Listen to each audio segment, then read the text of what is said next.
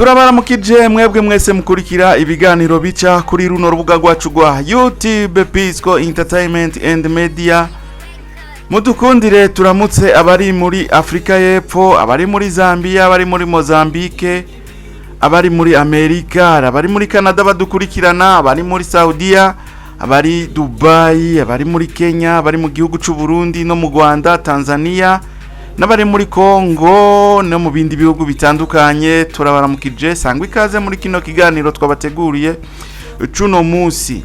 Psikologe nkuko vyamaniwe abatunganiriza ibiganiro bica kuri runo rubuga rwacu rwa YouTube Pisco Entertainment and Media, akabari nawe anabibashikiriza. Rero muti psikologe uyu musi waduteguriye ikiganiro kivuga kuki.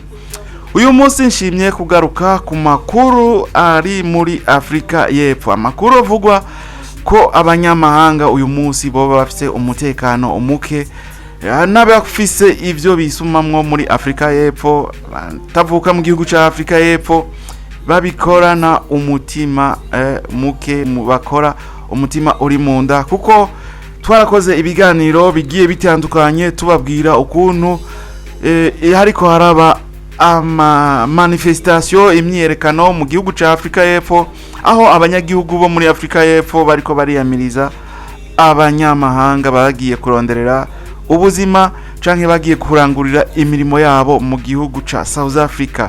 Mwarabibonye twarakoze n'ikiganiro kivuga kwitangazo canke kwitegeko ryari ryasohotse. Itegeko ryasohotse kera, ariko leta ya South Africa yari yarishize mu ngiro, yavuze yuko rigiye kuja mu ngiro. Inyuma yaho gatoya niho abanyagihugu bo muri South Africa baciye biyirara mu mabarabara, baciye baja muri manifestation, muri mandamano, kugira ngo biyamirize abanyamahanga basanzwe bakorera imirimo yabo mu gihugu ca South Africa. Mwibutse yuko igihugu ca South Africa cakolonijwe, hanyuma gikolonizwa imyaka myinshi, hanyuma kiza kuva mu bukoroni inyuma y'ibindi ibihugu, kuko cavuye mu bukoroni mu mwaka w'igihumbi kimwe amajana 994 niho bashobora kuronka intahe yo kwikukira. Aho ni muri South Africa.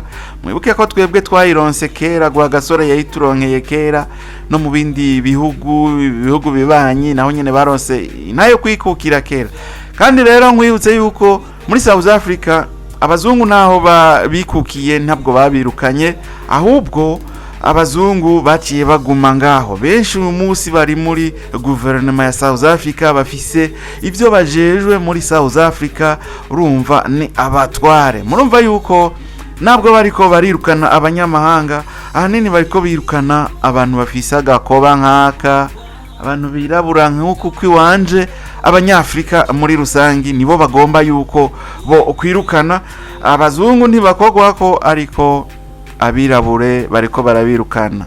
Ariko nkaca nibaza nti mbega abanyagihugu bo muri South Africa bo bari muri South Africa gusa, nta bindi bihugu bo baragiye nabo kurondereramwo ubuzima, nta bindi bihugu bo baragiye kuranguriramwo imigambi yabo? Ico ni kibazo nca nibaza.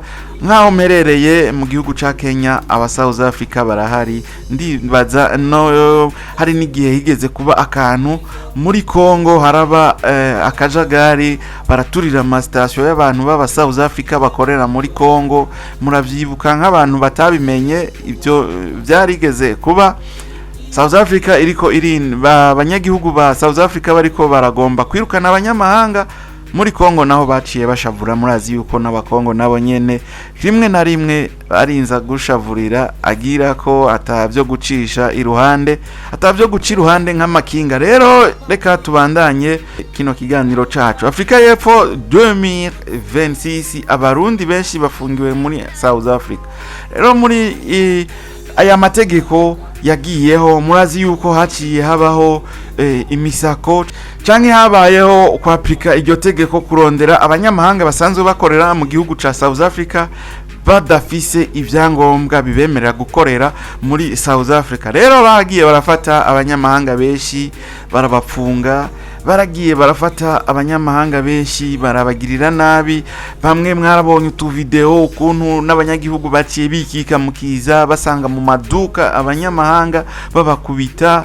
Mwarabonye bariko baza sinzi ari aka video nigeze kubona abanyagihugu bo muri South Africa bafashe umuntu bamubaza aho yavuga ko ari umunyemarawi kandi yari ihagaze ko birakunda, mugabo bari bazi ko ari Nigeria. Ariko rero ico gihe muri operation yari yabaye igipolisi kuko barongeyemwo n'igisoda barafata abanyamahanga. Rero mu bantu bafunzwe n'abarundi barimwo barafashwe, harimwo abarundi bafashwe barafungwa baraja mu gasho n'ubu bakaba bari mu gasho. Rero ivyo vyabaye mu kwezi guheze, ukwezi kwa kane be no mu ntango za kuno kwezi kwa gatanu. No musi turi kwigenekerezo rya 18 ukwezi kwa gatanu umwaka wa 2026. Rero mu ntango z'uku kwezi harabaye manifestation akomeye cyane.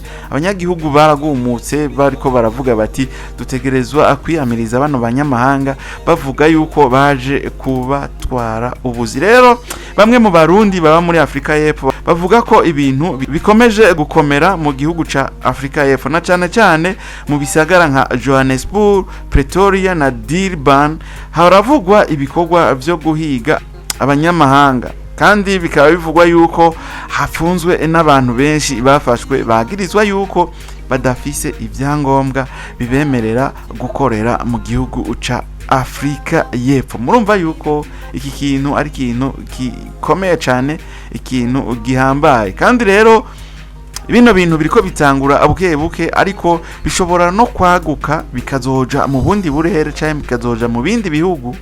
Ukazosanga hariho ibintu byo kwinuba abanyamahanga bariko barakora nk'uko South Africa iriko irabikora uno munsi. Iki kintu rero nukuba maso kubera urabona yuko ibintu bitera bigenda nabi, bitera biza nabi. Amakuru atanzwe n'ishyirahamwe ryitaho uburenganzira bw'impunzi inabi mukira avuga ko abarundi bashika 124 bafungiwe muri Afrika y'Epfo. Bamwe muri bo bafatiwe mu bikorwa vya polisi vyabaye hagati y'ukwezi kwa kane hamwe n'ukwezi kwa gatanu. Nukuvuga mu ntango z'ukwezi kwa gatanu harabaye ama operation akomeye cyane. Kera twabona abapolisi aribo baja muri izo operation, ariko inyuma ya ryategeko bavuga yuko rigiye kuja mu ngiro haciye hajamwo na support y'igisirikare, haciye hajamwo na support y'igisoda. Kandi uravye n'utu video kuntu bagiye bafata abanyamahanga, nageze kubona aka video bafashe umu Ethiopia no gukubitwa, yarakubiswe yarirukanze baramufata arakubitwa. Murabona yuko atari gikorwa akibereye, atari gikorwa gishemeye. Hari aho bavuga ko bamwe bafashwe bazira ibibazo by'impapuro zo kuba mu gihugu ca Afrika y'Epfo, ariko hari n'abavuga ko abanyamahanga bariko bahura n'ivangurwa rikomeye rizwi nka xenophobia. Murazi yuko ari ivangura, no kuvuga no kunivangura, ico ni ikintu gikomeye cyane. Rero hariho bafashwe bivuye kuri rino vangura ririko rirakogwa muri Afrika y'Epfo, ico twokwita xenophobia. Barafashwe barafungwa, benshi bari mu gasho kubera izo mvu. Ariko rero hakaje habaho n'abandi bafashwe kubera badafise uruhusha rwo kurangurira imirimo yabo mu gihugu ca South Africa. Mu mizi heze harabaye imyiyerekano myinshi isaba ko abanyamahanga bokugwa muri South Africa.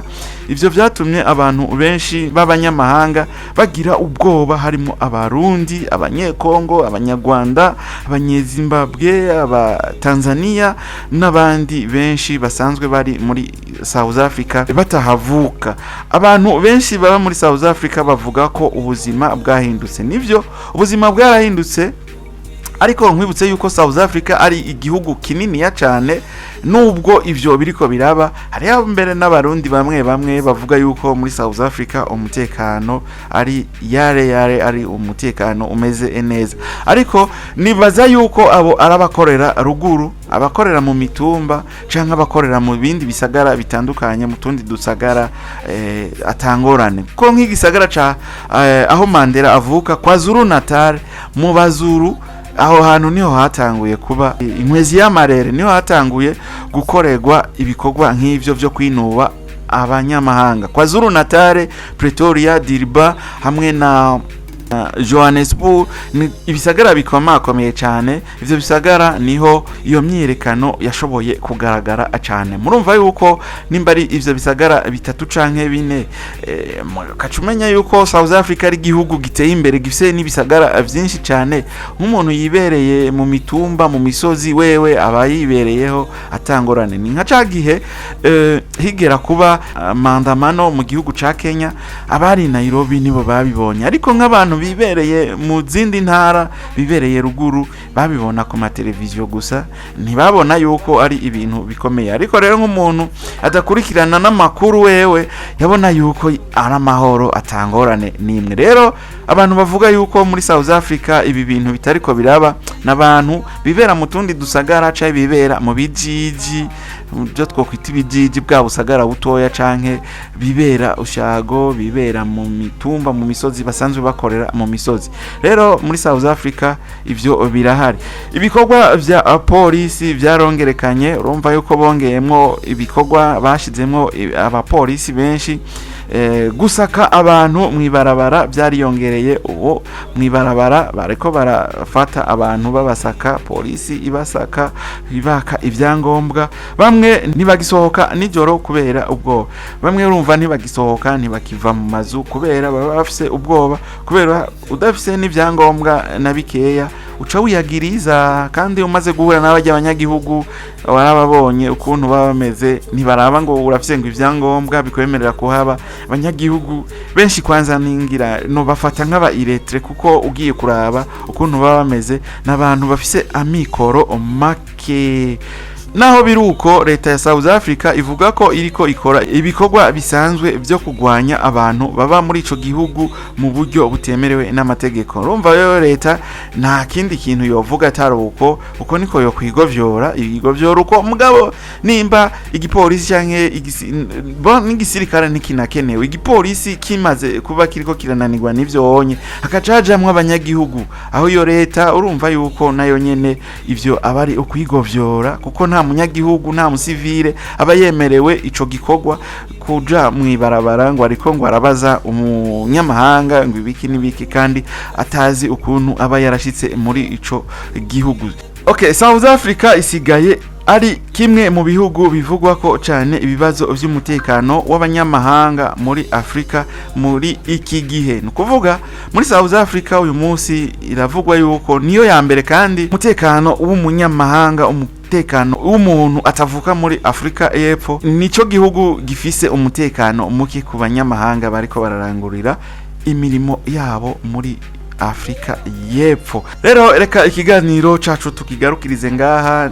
Yari just kuvuga kuri ibi byabaye canke bino ko biraba muri South Africa byo kwinuba abanyamahanga, by'ivangura, ibi bya xenophobia, kuko tuguma tubigaruka ko mu gihe uba waratanguje ibiganiro bivuga kuri bijya bintu vyerekeye imyiyerekano, ifo yuko ucuzura raba urondeza amakuru mu binyamakuru bitandukanye, mateleviziyo atandukanye, kugira ngo uze uraraba ya nkuru aho igeze. Rero nuko bimeze.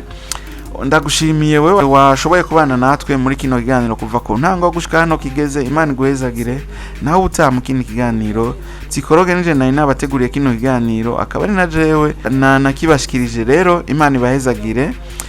Ukaba utari bwagire subscribe bikore, ugire like, ugire na commentaire, duhe na commentaire. Ushobora kuba uri kutwumviriza uri mu South Africa, urashobora kutubwira ukuntu uyu munsi bihagaze, uyu munsi ukuntu bimeze, ukuntu abanyagihugu bo hiyo bariko barafata abanyamahanga. Urashobora kandi no kugira partage kugira ngo kino kiganiro gishikire abantu benshi n'abari South Africa, kibashikire kugira ngo nabo bagira ico boterera hano muri commentaire. Rero nawe utamu kini kiganiro. Imana ibahezagire. Merci beaucoup. Au revoir.